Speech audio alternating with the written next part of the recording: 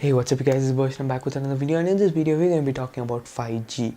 So what is 5G? 5G is the fifth generation of the cellular technology.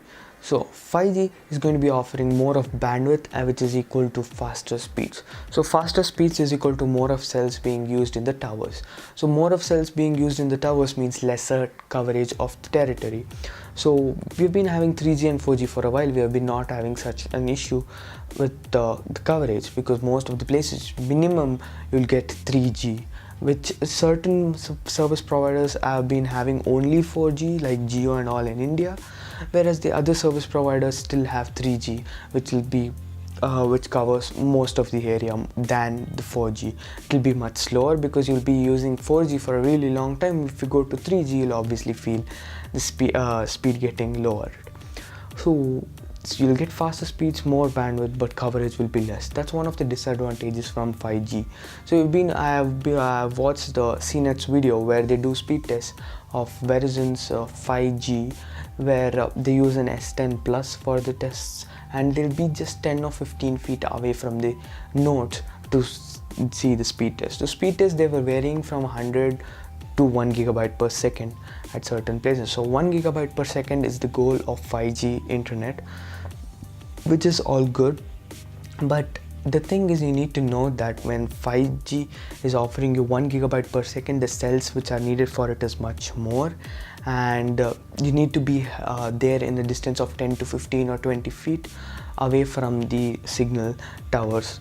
And the technology has to improve a lot, because if that's the case, you'll have to have it in almost all the lanes of the road, and every single lane should have 5G towers.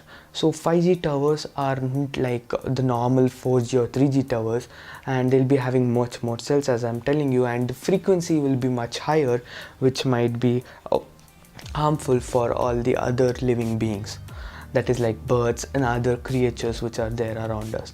So that might be one case we need to be taking care of. And I believe, but see, the technology should move on. I tell all these new technologies are really great, but one thing is that the 5G's disadvantage is it has a lot of disadvantages, because see, we human beings are making our lives easier with all these frequencies. So there are certain symptoms that these frequencies might affect our own bodies. So we need to keep that in our minds, and we need to keep this thing's technology a notch lower, not thinking about only the technology that they're using. You should think about yourself, I believe. And yeah, 4G has been great for everyone, and 5G technology is a great thing, but they need to do something about the frequencies and the towers and everything else, so that they can offer all these speeds for much lesser of a price of a person's life, of a person or a creature's life.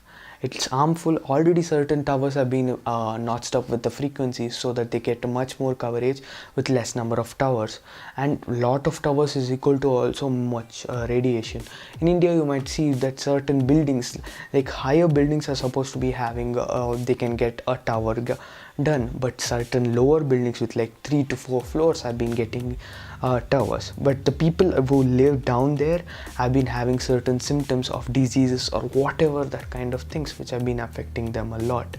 These radiations are really very harmful, and if you expect 5G to come soon and all these 5G nodes are set up in your area and which is very close to you, it might be harmful to you as well.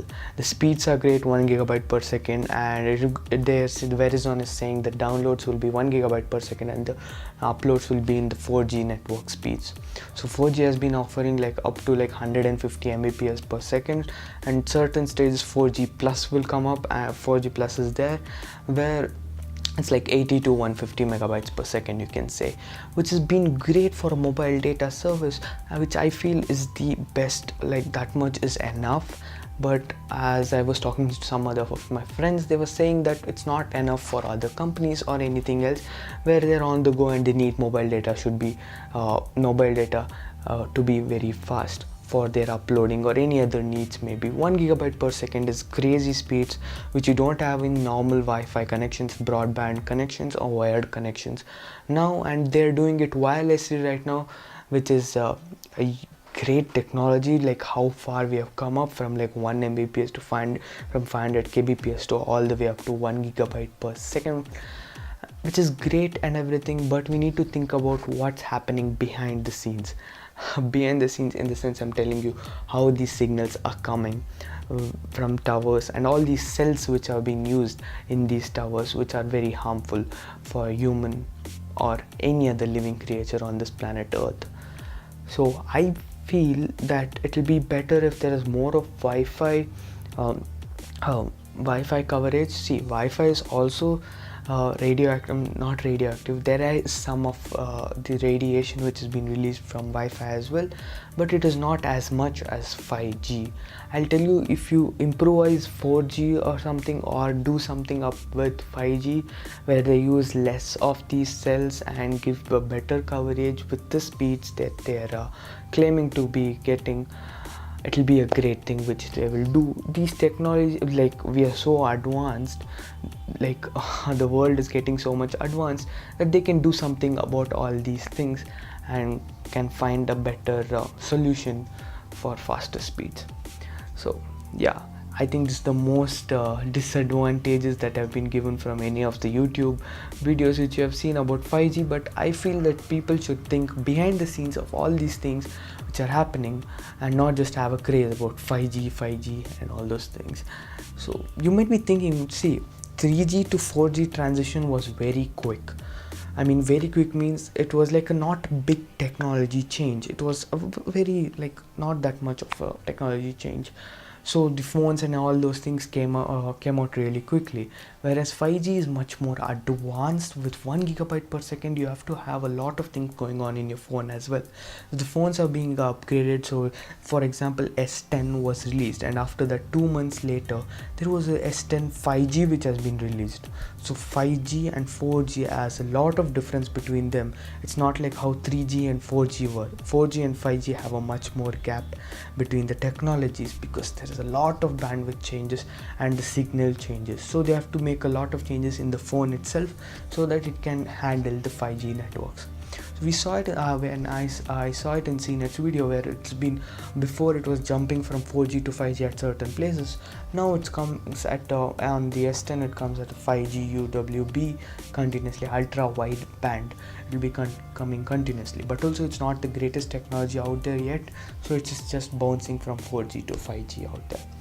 So yeah, this is all the things which I have been thinking, and I have all these thoughts. So I had done some notes on my phone itself, so I've been telling you guys all about these things. Let me know all your views in the comment section below. This was just like how one-to-one conversation how we have with my friends. I'm just talking to you guys so that you can convey better. So thank you guys so much for watching, and I'll see you guys in the next one. Till then, bye bye now.